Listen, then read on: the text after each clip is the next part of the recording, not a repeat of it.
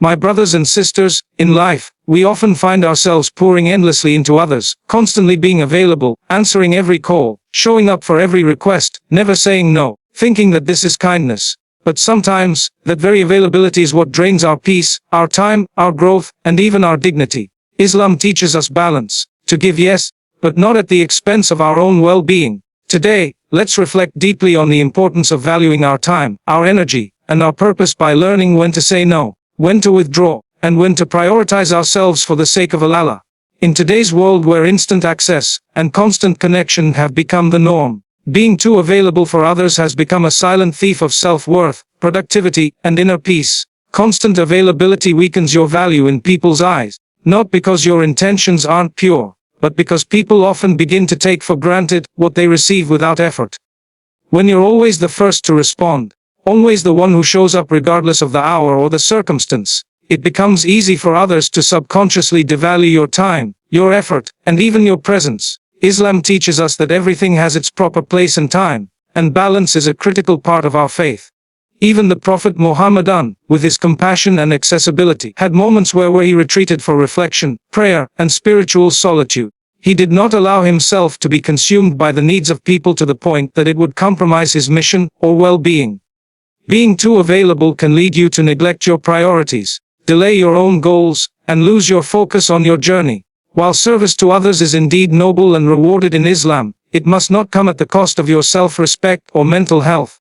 The issue is not kindness, it's boundaries. When you don't set clear boundaries, people begin to believe that your time belongs to them, and they behave accordingly. They reach out not out of genuine need, but out of habit.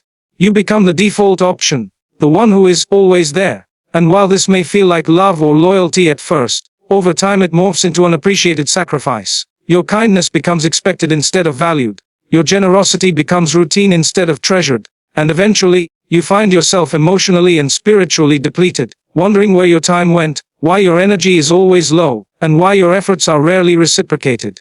Islamically, we are taught to value time as a blessing. Allah swears by time in the Quran. By time, indeed mankind is in loss, which shows how sacred our moments are. Every second you spend must be purposeful. When you give your time too freely to people who neither value it nor use it wisely, you risk falling into loss. Even your worship suffers. Your connection with Allah weakens, your focus in Salah declines, and your heart becomes distracted because you're pulled in too many directions. Constant availability is often rooted in a fear of rejection or the desire to be liked. Many people overextend themselves because they believe their worth comes from being needed or praised. But this is dangerous because it shifts your intention from seeking Allah's pleasure to seeking people's approval, which is a path filled with disappointment. The more you seek to please people without limits, the more they will demand, and the less they will appreciate. There comes a time when you must train others to respect your time, just as you respect theirs. That doesn't mean being cold or unhelpful, but being wise and intentional with your availability. Not every message requires an immediate reply. Not every request must be accepted. Not every invitation deserves your attendance. You are not sinful for protecting your peace. You are not selfish for preserving your energy. In fact, learning to say, "Not now," or "I can't at the moment," can be acts of strength and dignity. When you become scarce and intentional, people begin to value you differently. Your presence becomes a privilege, not a convenience. Your words carry more weight, your time becomes more respected, and you start to attract relationships built on mutual value rather than one-sided dependency. You regain control over your life, and most importantly, over your connection with Allah. If Shaitan cannot destroy you through sin, he will destroy you through distraction. And many of us are so distracted trying to meet everyone's expectations that we forget our own obligations and goals. The Prophet told us that part of the beauty of a person's Islam is leaving what does not concern them.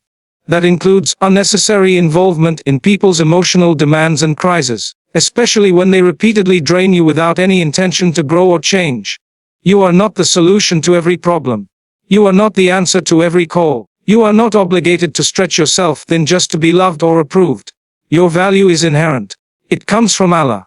The more you know this, the more you can say no without guilt, withdraw without shame, and exist without constantly seeking external validation. Setting limits isn't about arrogance. It's about self-respect. And when you carry yourself with quiet strength, rooted in Islamic principles, others begin to adjust their behavior accordingly. You train people how to treat you by what you allow, what you stop, and what you reinforce. If you teach them that your presence is always available, they will treat it as common. But if you teach them that your time is sacred and selective, they will approach you with honor and care. Islam encourages kindness, compassion, generosity, and being in service to others, but never at the cost of your own well-being, emotional health, and spiritual strength. The teachings of our faith emphasize mercy, but also wisdom. There is a difference between being generous with your time and being careless with your energy. Many people confuse availability with righteousness, thinking that being constantly accessible to everyone means they are being good Muslims, but true goodness lies in balance. The Prophet Muhammad was the most generous and caring of people, yet he protected his peace and knew when to withdraw. He made time for solitude, for reflection, for his family, and most importantly, for Allah. He was not always available to every person at every moment, not because he lacked compassion, but because he understood the importance of guarding his inner space. When you give endlessly to people without considering your own capacity, you begin to stretch yourself thin. You lose focus, you feel drained, and eventually, you struggle to even give with sincerity. You can't pour from an empty cup. You can't uplift others when you yourself are exhausted. Islam calls us to be mindful not just of others, but also of ourselves. Your soul is an Amanah, a trust from Allah, and so is your emotional and physical state. When you keep saying yes to others just to avoid guilt or rejection, you may be silently saying no to your own mental peace, your worship, your sleep, your healing, and even your dreams. There is no reward in giving beyond your strength to the point that you become bitter, resentful, or numb. Even in the Quran, Allah says,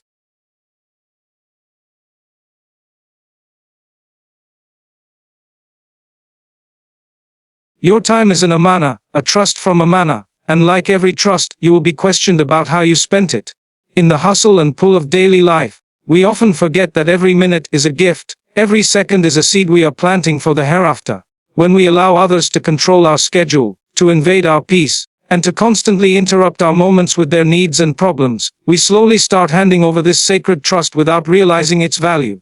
Islam teaches us to use our time wisely, to reflect, to worship, to grow, and to engage in what benefits us in this world and the next. The Prophet Muhammad was known for his discipline in time. He had moments set aside for his family, his companions, his solitude, and most importantly, for his worship. He did not allow people's constant demands to steal away the time he needed for connection with Allah, and the fulfillment of his greater mission. Today, so many people waste their time in things that don't concern them, in conversations that drain rather than uplift, in relationships that pull them away from Allah rather than bring them closer to Him. When you make yourself constantly available to everyone, you begin to lose track of your priorities. Your goals start to slip, your routines become disorganized, and your heart feels scattered. The Quran reminds us, indeed, mankind is in loss, except for those who believe, and do righteous deeds, and advise one another to truth and patience. The loss begins with wasted time. When we're too focused on pleasing people, on being present for everyone else's drama or problems, we ignore our own calling. Some of the greatest imbalances in our lives come not from sins, but from distractions. Shaitan doesn't always tempt you with major sins. Sometimes he just distracts you with endless obligations and emotional exhaustion. You have to ask yourself, who is benefiting from my time, and is it drawing me closer to my purpose? Islam teaches intentionality. You are not meant to be reactive all the time. You're not supposed to wake up and immediately respond to everyone else's expectations. You were created with a purpose. You were given a mind, a heart, a soul, all of which need nurturing, silence, and order. When your day is controlled by other people's urgency, you lose the ability to hear Allah's whispers in your heart. You miss the opportunity to sit quietly with your Quran, to make sincere dua, to reflect, to rest, to grow. You are not doing wrong by choosing to protect your schedule. You are not selfish for prioritizing your prayers, your dreams, your health. You have to trust that the more you honor the time Allah gave you, the more barakah He will place in your life. There is no virtue in being busy for the sake of appearances. True productivity is about alignment. Using your hours for what truly matters, not what pleases people for a moment and leaves your soul empty afterward. Saying no with wisdom is not arrogance, it is emotional maturity rooted in self-awareness and guided by the teachings of Islam. Many people fear the word no because they associate it with rejection, selfishness, or being unkind. But in truth, when you say no for the right reasons, you are honoring the boundaries Allah has permitted you to set. Not every request made upon you is obligatory, and not every invitation extended to you must be accepted.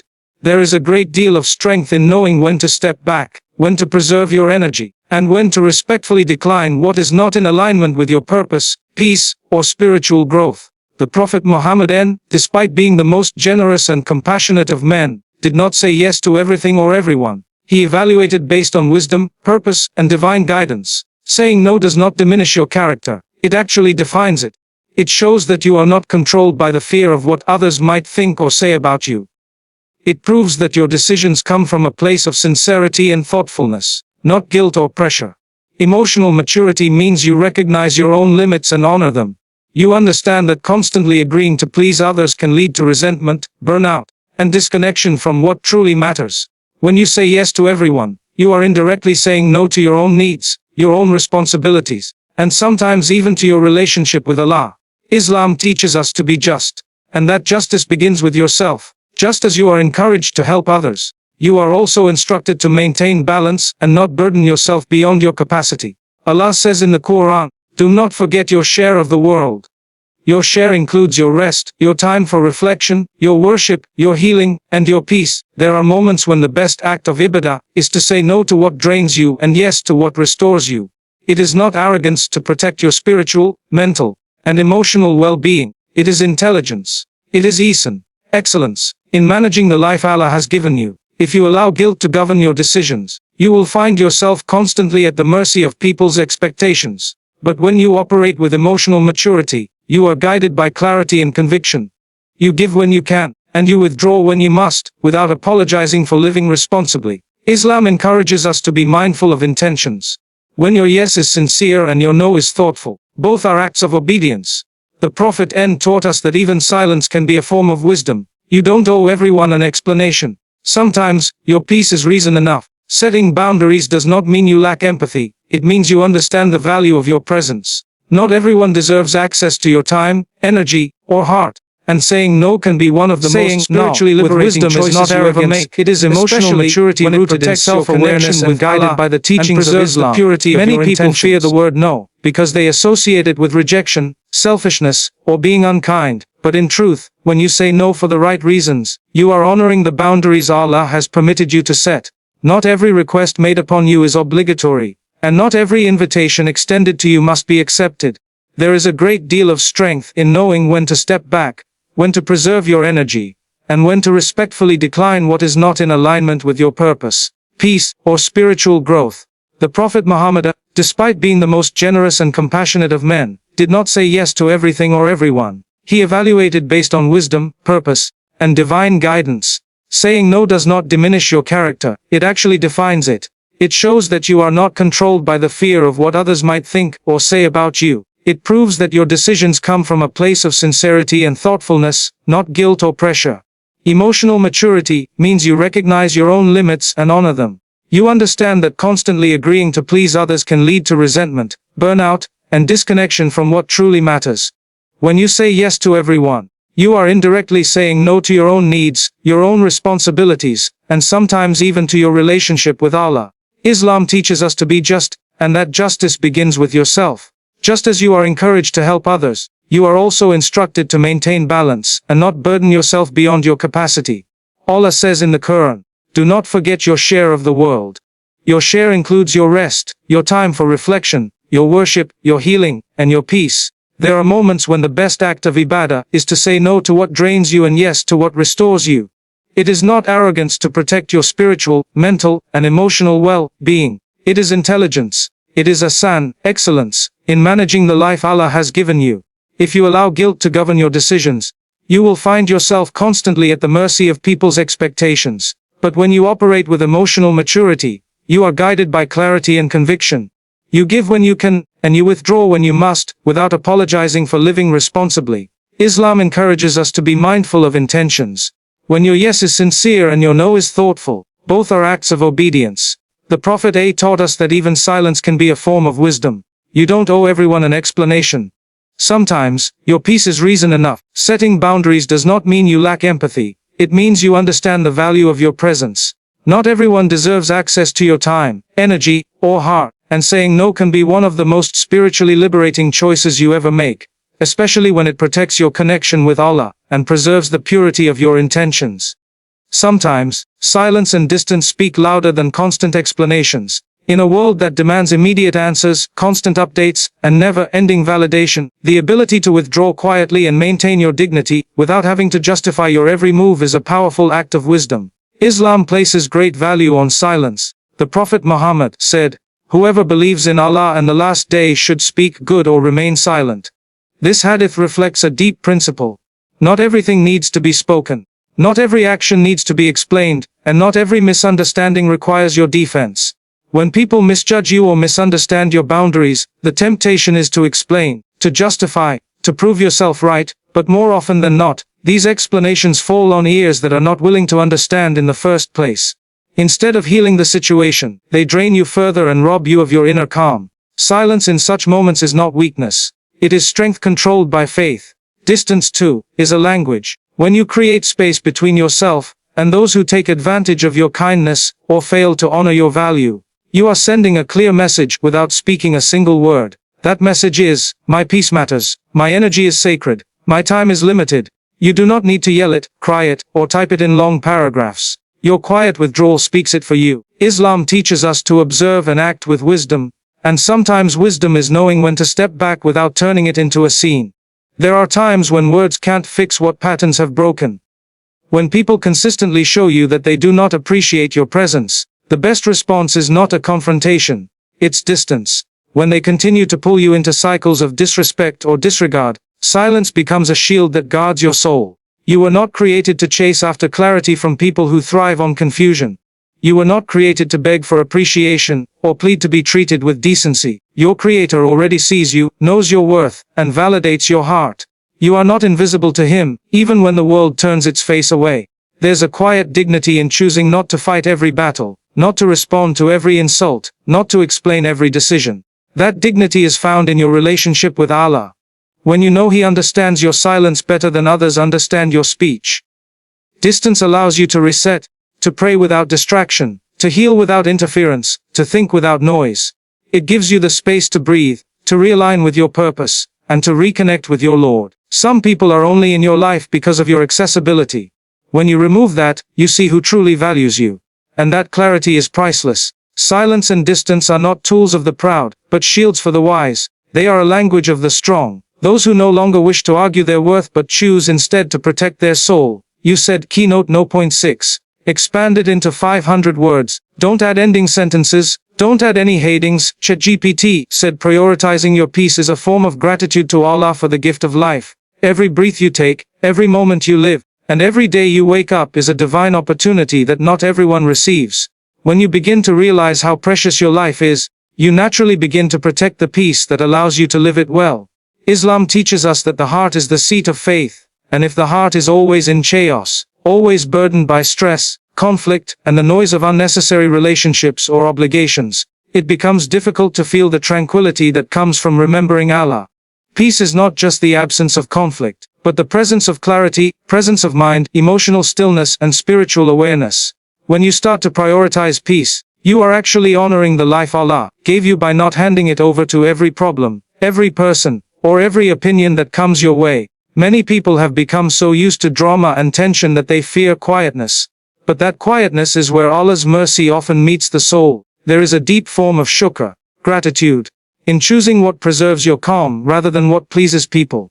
When you choose to distance yourself from toxic environments, from gossip, from emotionally demanding people, you are not being selfish, you are simply being a good custodian of the peace Allah has given you. Every time you choose silence over argument, calm over reaction, prayer over panic, you're declaring through your actions that your peace is not up for negotiation. Your soul needs time to worship, to heal, to breathe, to grow, and if your life is constantly consumed by emotional chaos, you will find yourself spiritually numb. The Prophet Muhammad loved stillness, contemplation, moments alone with his Lord, and he showed us that part of being strong is knowing when to pause, reflect, and protect your space. You do not owe access to everyone. Your peace is not something that should be sacrificed just to avoid offending someone. If someone's presence consistently disrupts your mental and emotional well-being, stepping away is not a betrayal, it is wisdom. When you prioritize your peace, you allow yourself to hear what Allah is trying to say to your heart. You start to see the world more clearly. You begin to value simplicity, and you stop needing the noise of constant approval. Peace is where faith is nurtured. It is in that peace that your dua becomes deeper, your focus in prayer becomes stronger, and your purpose becomes clearer. Gratitude isn't always about saying Alhamdulillah with your tongue. Sometimes it's about saying no with your actions to what harms your soul. Choosing peace over chaos, solitude over unnecessary company, and reflection over reaction is a form of worship. It is how you preserve the inner garden of your heart where Allah's light grows. When your peace becomes a priority, you no longer chase people, you chase purpose, and that is where fulfillment truly begins. You train people how to treat you by what you allow, what you stop, and what you reinforce. In every interaction, in every relationship, in every connection, you are teaching others how to value you based on the boundaries you set and the respect you demand. When you make yourself constantly available, when you never speak up, when you always tolerate disrespect or neglect, people learn that it is acceptable to treat you that way. Islam encourages kindness, but not at the expense of your dignity. The Prophet Muhammad was the most patient, yet he never allowed people to consistently dishonor him or misuse his compassion. His boundaries were firm, guided by wisdom, mercy, and the awareness that his time and character were entrusted by Allah, not to be wasted or manipulated. When you stay silent in the face of repeated harm, when you justify mistreatment just to keep the peace, when you continue to show up for people who do not value your presence, you are unknowingly reinforcing a message that says your worth is flexible and your boundaries are optional. But your worth is not up for debate, and your boundaries are not open for negotiation.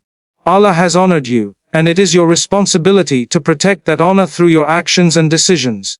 If you continue to allow people to interrupt your peace, drain your time, ignore your needs, and take without giving, they will assume that your soul is a resource they can consume endlessly. But when you begin to stop what hurts, distance yourself from what depletes, and speak with firmness when necessary, you begin to train people that your kindness has strength behind it. You shift the energy, you change the pattern. People begin to realize that your forgiveness is not weakness, your silence is not surrender, and your compassion is not a license for exploitation. Reinforcing dignity means honoring yourself the way Allah honors you, not in arrogance, but in quiet confidence that you are worthy of respect. You are not created to be emotionally manipulated, nor to serve as a placeholder in people's lives when it's convenient for them. You were created with purpose, with intention, and with a soul that deserves protection. What you tolerate becomes your standard. What you correct becomes your boundary. What you walk away from becomes your line. This isn't about revenge or ego, but about responsibility. You are teaching people every day through your reactions, your consistency, and your silence. If someone continues to mistreat you, it may not be because they don't understand. It may be because you haven't yet made it clear that such behavior is no longer acceptable. Islam teaches accountability, and that starts with ourselves. We must be brave enough to stop enabling what is unhealthy, to say no to what disrespects us, and to raise the standard for how we allow others to engage with us. That way, your relationships begin to reflect value, your time begins to reflect purpose, and your life begins to reflect the honor Allah has already written over you.